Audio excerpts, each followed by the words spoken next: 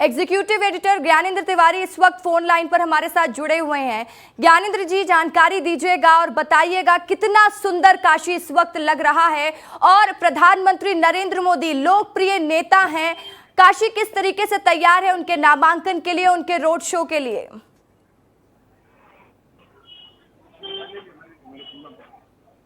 देखिए रसिका, यहाँ पूरी तैयारी है और अमित शाह गृह मंत्री और खुद योगी आदित्यनाथ यहाँ बात जो है कि आज वहाँ जो लगातार काशी में ड्रोन शो हो रहा है उसे देखने के लिए अमित शाह वहाँ बैठे हैं। बड़ी संख्या में लोग हैं और अब इसके बाद जो है वो बैठक होगी और बैठने के बाद पीएम का रूट क्या होगा ये तय करेंगे। इसके साथ ही गुजरात से टीम आ रही है, पीएम जिस रूट से जाते हैं वहां से नहीं लौटते हैं, इसलिए आज बैठक होगी और बैठक में सब कुछ तय होगा क्योंकि प्रधानमंत्री जब आते हैं तो उनका पूरा कार्यक्रम 5 किलोमीटर 13 तारीख को। इसके साथ प्रस्तावक कौन होगा, 18 लोगों की सूची भेजी गई है और 4 पर जल्द मुहर लग जाएगी। तो ये सारी तैयारी, क्योंकि देखिए 12 मुख्यमंत्रियों के साथ प्रधानमंत्री मोदी का नामांकन और ये सबसे बड़ी वीवीआईपी सीट है। ऐसे में पूरी तैयारी में कहीं कोई कमी न रह जाए, कोई कसर न रह जाए, इसलिए खुद गृह मंत्री यहाँ आए हैं और मुख्यमंत्री आए हैं। एक तरह से आप ये समझिए कि प्रधानमंत्री के रोड शो और नामांकन के पहले के लिए ये दोनों ही नेता पहुंचे हैं। आज आरती में दशाश्वमेध घाट में इन लोगों ने शिरकत की और दोनों गृह मंत्री अमित शाह और मुख्यमंत्री योगी आदित्यनाथ बैठकर गंगा आरती में शामिल हुए।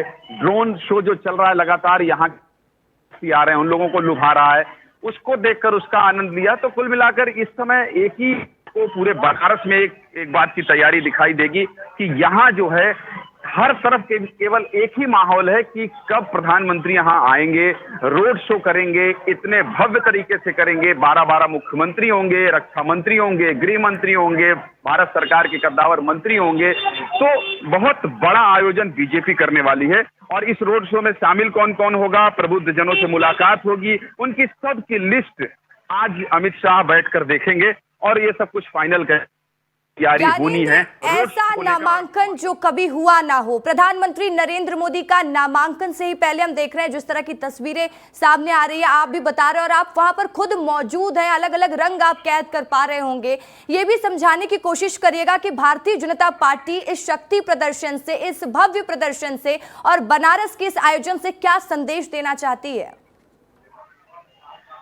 देखिए, अब बाकी के जो 4 चरण बचे हैं रसिका, तो निश्चित तौर पर भारतीय जनता पार्टी का यही संदेश देने का मकसद है कि देखिए बीजेपी कितनी एकजुट है। अरविंद केजरीवाल हाल ही में जेल से छूटे हैं और वो आने के बाद उन्होंने बहुत बड़ा बयान दे दिया है। उन्होंने कहा है कि अमित शाह को प्रधानमंत्री बनाने की कवायद, ये सब 75 साल में प्रधानमंत्री मोदी रिटायर होंगे, तो ये बहुत बड़ा सियासी बयान।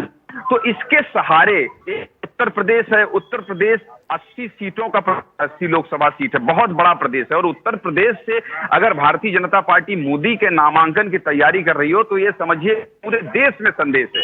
जिस तरह से राम मंदिर की प्राण प्रतिष्ठा के बाद अयोध्या में पहुंचकर उन्होंने रोड शो किया था और वो केवल अयोध्या का रोड शो नहीं था, वो प्रत्याशी लल्लू सिंह का रोड शो नहीं था, वो पूरे देश को एक मैसेज देना था कि देखिए हमने कहा और हमने बनाया। तो ये इसी तरह से संदेश देने की कोशिश बीजेपी, भारतीय जनता पार्टी बनारस से करेगी कि ये मोदी का संसदीय क्षेत्र है और यहाँ के सांसद देश के प्रधानमंत्री हैं।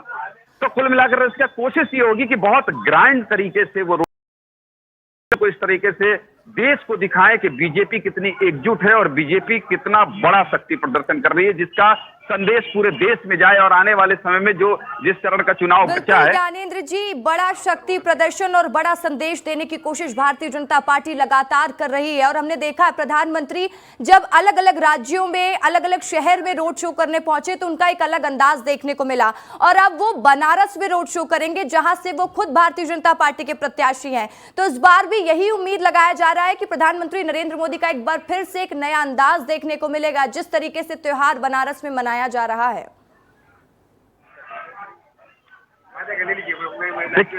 देखिए इसका बिल्कुल और प्रधानमंत्री जब यहाँ आएंगे तो सामान्य रोड शो इसको बिल्कुल ना माना जाए और इसलिए ना माना जाए क्योंकि उनके साथ बड़ी संख्या में लोग होंगे, बड़ी संख्या में बीजेपी के तमाम लोग होंगे।